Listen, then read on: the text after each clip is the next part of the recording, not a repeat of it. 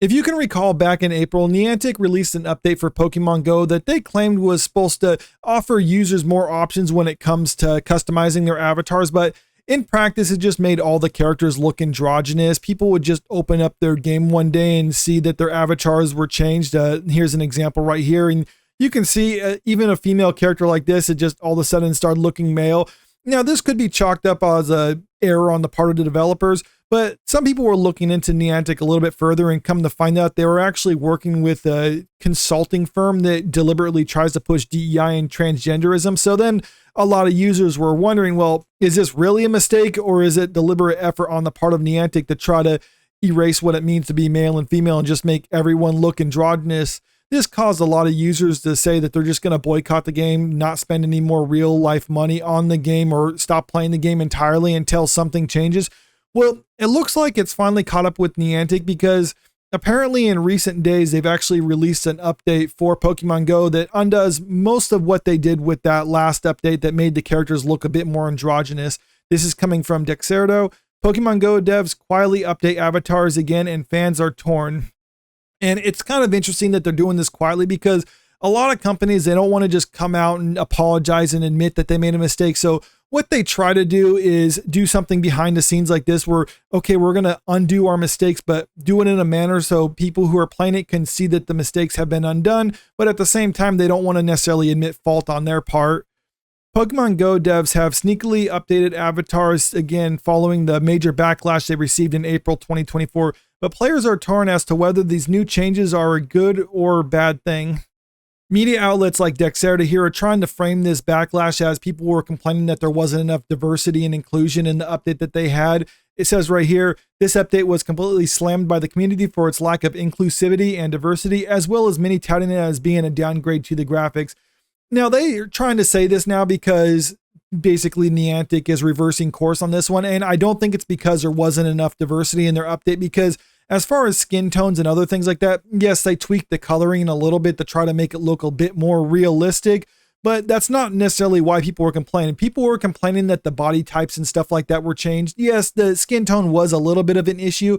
So what Niantic ultimately did with this new update was to try to make it look more reflective of how it was in the past. Mind you, they're not adding any more or anything like that. They're basically just trying to go back to how things were in the past, but also give a little bit more options for customization, which is probably the biggest thing with this new update, and the thing that most people are actually cheerful of, because now we can actually have more defined male and female characters versus how they had it with the April update, where everything just looked androgynous.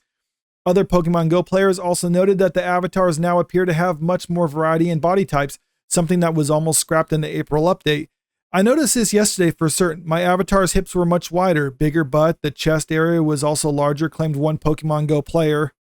The article concludes by pointing out that Niantic never actually acknowledged that what they did was wrong. They just quietly rolled out this update, and then I think they're just hoping that people forget about it and just fix their mistake. And if that's good enough for you, then fine. It also says people are upset about the skin tone still, but mind you, they're not upset of the lack of diversity. They just don't personally like the coloring that they chose.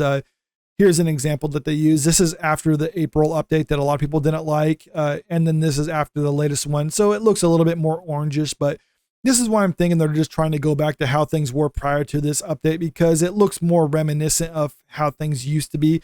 This is before the April update, and this is after the April update. And you can see it looks a lot more androgynous compared to how it was before, but you can also see the skin tones are a lot more orangish than how it used to be. So I think they're trying to just go back to here. And this is what leads me to believe the people who are upset with the DEI stuff are the ones who ultimately Niantic caved to, because they're pretty much going back to making it look like actual males and females versus keeping the androgynous, but then like adding more, I don't know, diversity in any other way, like, I don't know, more different variety of skin tones or something like that. I think it's basically just media cope, because Niantic caved, so they're trying to just claim victory on it. But it's pretty evident that the people who are upset in the culture war side of the DEI push and the transgender push in the game are the ones who ultimately won out on this. Now, whether this is good enough on the part of Niantic for you to come back into the fold remains to be seen, because some people want Niantic to actually make an official apology, get rid of their DEI department and other things like that.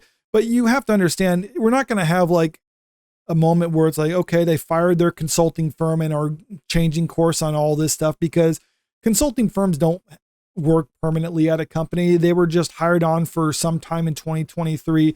They worked for Niantic and then they moved on. So we're not going to get that moment where like they were fired and now Niantic is changing course. But whether you think or not this is good enough is up to the individual, because like I said, they still have their DEI department at their company. So should they fire them?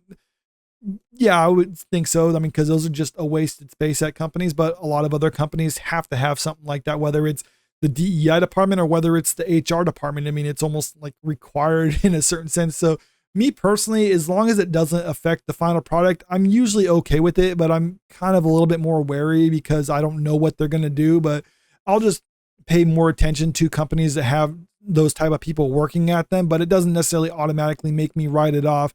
Some people, they will. Other people, they'll take a no prisoners approach, where if a company like Niantic fails, then they'll just never do anything with them again. And I like to offer a path to redemption, because if you offer no path to redemption, then they have no choice than to double and triple down when they make a mistake. But if you're saying like, you stop doing this and you reverse course, we'll come back to you, then that's offering them a way out. And companies will be more inclined, I think, to come back if you're willing to offer them kind of that path to redemption. Is this good enough for Niantic? Because like I said, they never made an official apology. Again, that's up to the individual. I think this is a good first step on their part, but I don't necessarily know if it's going to make me actually be willing to pay money to the company, because when this initial thing rolled out, this was right before they released the tickets on sale for Go Fest, which is a big event that happens every summer. People can pay money so they can get extra tasks, extra items during that event period. And I'm thinking Niantic made a lot of money on that in previous years. This year, they saw the sales were pretty much down, so that's why they're reversing course on this one. I don't know if this is going to necessarily be enough to make me want to spend money on Pokemon Go again for Go Fest, but for some people, if they are saying like, okay, this is a good enough apology, I'm willing to come back, I can't necessarily fault them for that, but I can also fault people if they're saying this isn't good enough because they need to make an official apology. But let me know what you think about all this in the comment section below. Do you think this is good on their part to fix their mistake, or do you think more still needs to be done? Let me know in the comments. And also, if you haven't already, make sure you click that subscribe button if you want to stay up to date with the latest entertainment news. And don't forget to like and share the video because it helps out with the channel. Thank you.